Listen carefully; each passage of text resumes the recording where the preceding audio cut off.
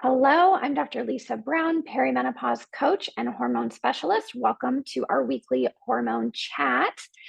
This will be posted in our Facebook group. If you're watching it on YouTube, make sure you like this video and subscribe to this channel. The more you do that, the more we can spread the word that perimenopause is your second chance. It's your chance to do life differently, to do things even better than you did at your first half of life. Today, we're going to be diving deeper into a topic we just talked about, I think last week or the week before, which was exercise in perimenopause. Taking this another level to explore why some days, since starting perimenopause, right, you wake up and you feel pumped, you feel strong, you're like, yes, let's get it with this workout. And then some days, you feel more just like a slug, or like you're covered in, mud almost, like you're just dragging through the mud trying to do anything. How is it possible to feel so different day to day, right? It's crazy.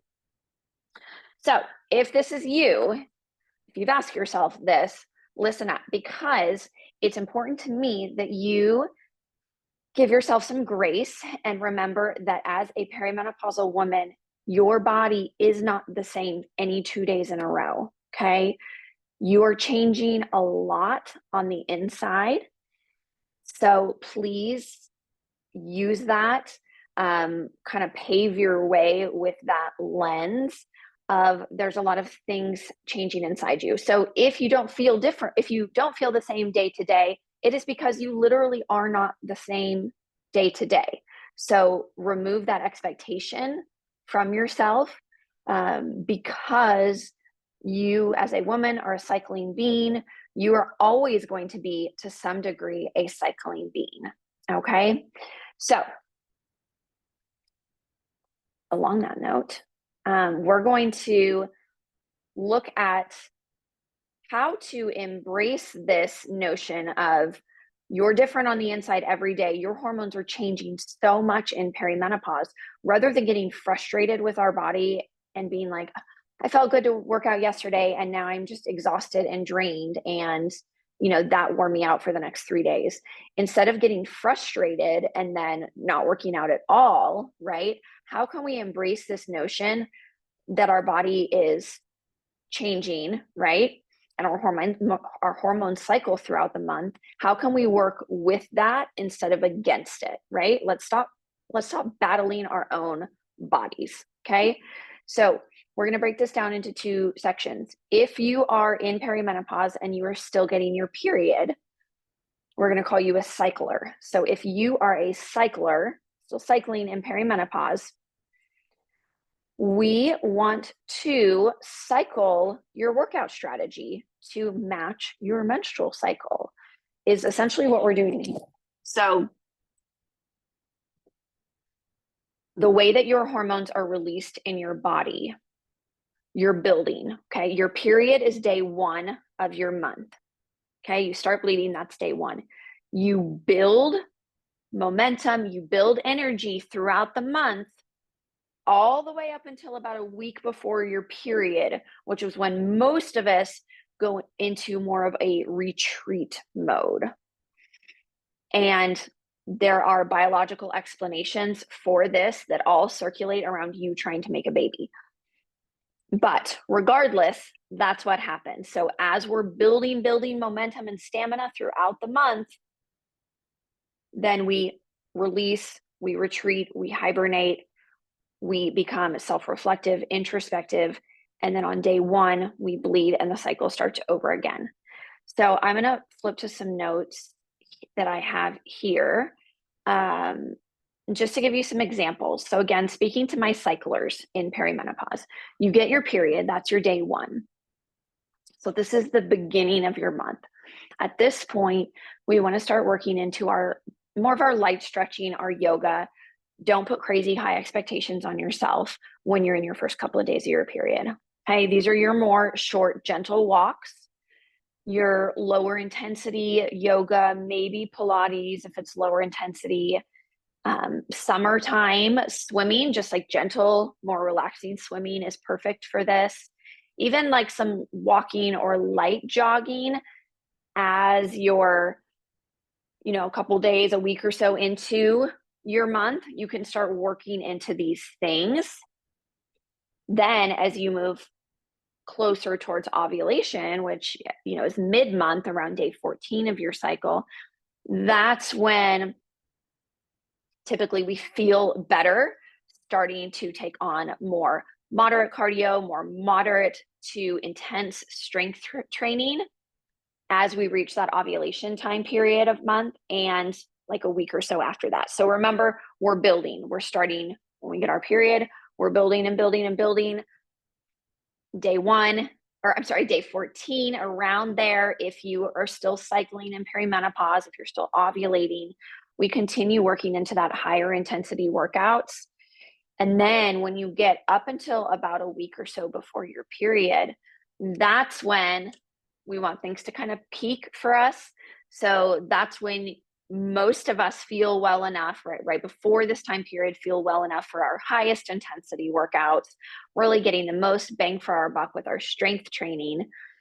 And then again, that last week to those last couple of days, I love to see you kind of back it off a little bit, go back into more moderate resistance training, more moderate to gentle walking, those types of things. And then on those final days before your period starts, this is where I'm all about meditation, relaxation, trying to just kind of woosah, right, to prepare to do things over again.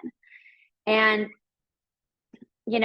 this, if you follow a workout pattern like this, it's actually kind of helpful, right? Because you can look at it on a schedule based on your time of month. And it encourages you to not push yourself, right? To know yourself, where you're at in your month, where you're feeling, where your hormones are, and to ride that wave rather than fight it. And I'm talking to my women who, you're not in the phase of life where you're trying to become a bodybuilder. You're not working to build, massive amounts of muscle or lose 30 pounds. I am talking to my busy working mom in her 40s or early, 50s, in this perimenopause, early menopause space, trying to exercise whenever you can and feel good doing it, right? We are not shooting to be like workout superstars, right? We are trying to do the best we can in these busy working mom, wife, whatever hat you might wear, life that you're living.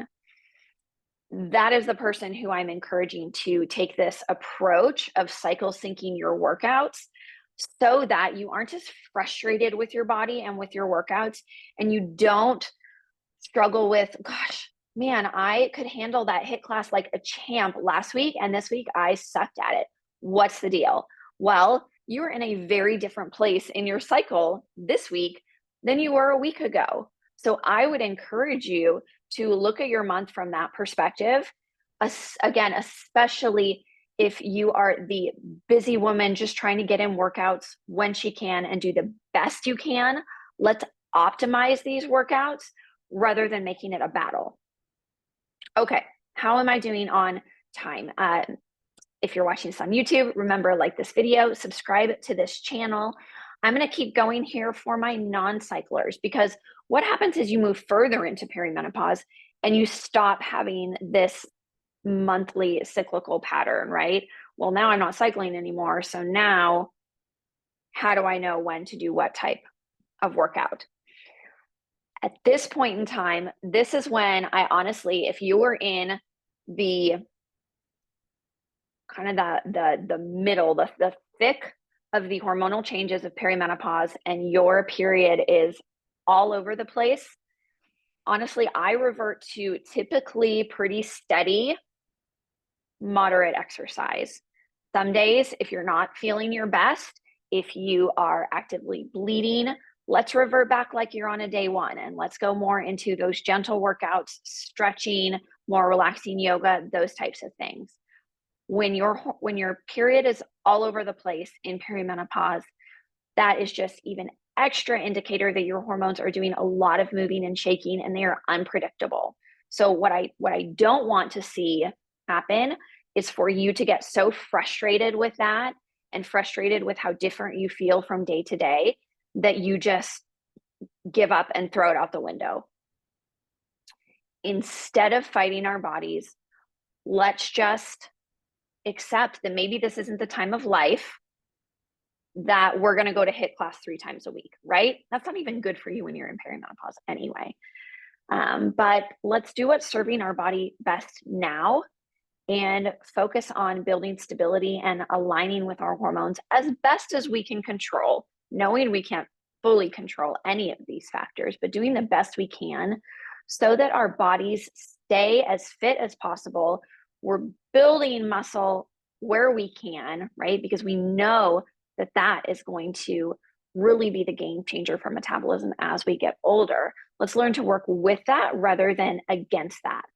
And if you want to talk more about specifically what this would look like in your life, schedule a one-on-one consultation. We can talk about how this can apply to you in the unique life that you are living.